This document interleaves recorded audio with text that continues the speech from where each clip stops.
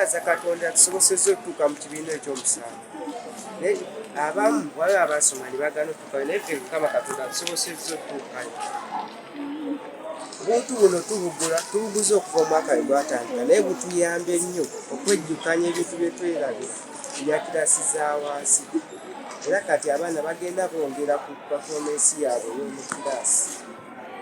Kuviira ddala kiraasi za wansi nakati tugenda tubijjukira. Era kati saaso ne batuleetera pepa ya UNEB tugikola bulungi nnyo era ne tuyita wayina omu asigala.